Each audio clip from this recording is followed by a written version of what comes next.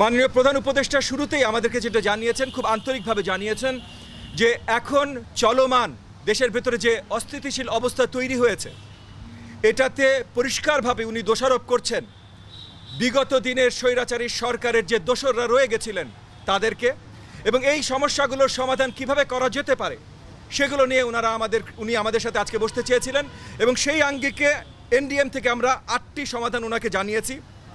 আমি এই 8টা পরে আরও দুই একটা গুরুত্বপূর্ণ কথা আপনাদেরকে বলবো।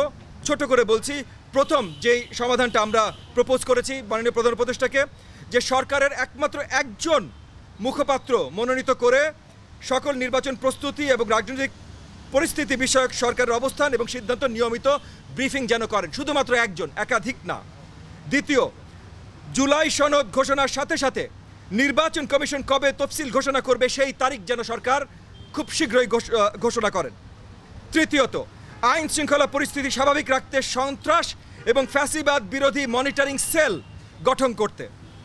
চতুর্থ, উপদেষ্টাদের গত 1 বছর পারফরমেন্সের খতিয়ান তৈরি করে জাতির সামনে উপস্থাপন করতে হবে। পঞ্চম, নির্বাচনী পরিবেশকে ঘোলাটে করে এমন বক্তব্য বিবৃতি প্রদান থেকে বিরত থাকতে সরকারের পক্ষ থেকে ঘোষণা দেয়া।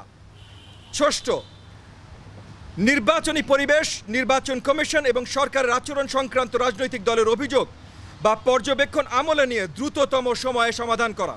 সপ্তম, বিতর্কিত প্রস্তাবিত নির্বাচন আইন এবং আচরণবিধি অধ্যাদেশ আকারে পাশ না করা।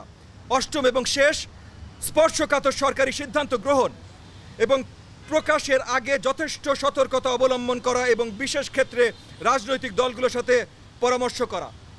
এই 8টি প্রপোজাল, এই 8টি আবেদন সরকারকে জানানোর পর মাননীয় প্রধান উপদেষ্টা পরিষ্কারভাবে আমাদেরকে জানান যে আগামী অল্প কয়েকদিনের ভেতরে, এবং উনি ইঙ্গিত দেন যে জুলাই সনদের সাথে নির্বাচন কবে হবে, প্রক্রিয়া কি হবে, এগুলোর পরিষ্কার অফিসিয়াল ব্রিফিং উনার তরফ থেকে আমাদের জন্য এবং জাতির জন্য পরিষ্কার করে জানানো হবে।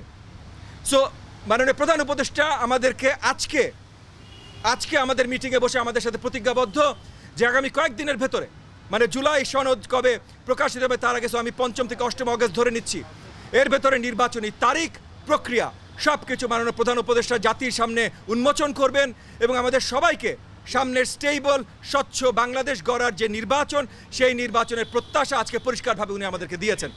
এই কারণে আমরা সবাই যতগুলো দল আজকে উপস্থিত ছিলাম মাননীয় প্রধান উপদেষ্টাকে ধন্যবাদ জানিয়েছি, সাধুবাদ জানিয়েছি, এবং এখন আজকে এই আলোচনা থেকে বেরিয়ে আমরা একটা মাত্র প্রত্যাশা, শীঘ্রই আমরা নির্বাচনের তারিখ জানব। পুরো দেশ নির্বাচনের জন্য তৈরি হবে এবং এই নির্বাচনের জন্য তৈরি হওয়ার সময়কালীন সময় যত ধরনের উচ্ছৃঙ্খলা আছে, এই যে আওয়ামী দোসররা সব জায়গায় যেগুলো সৃষ্টি করতে চেষ্টা করছে, এগুলো একত্রিতভাবে যেমন আমরা মোকাবেলা করতে চেষ্টা করেছি এর আগেও, এখন আরও শক্ত হাতে এগুলো সব দমন করার জন্য একত্রিতভাবে আমরা কাজ করব।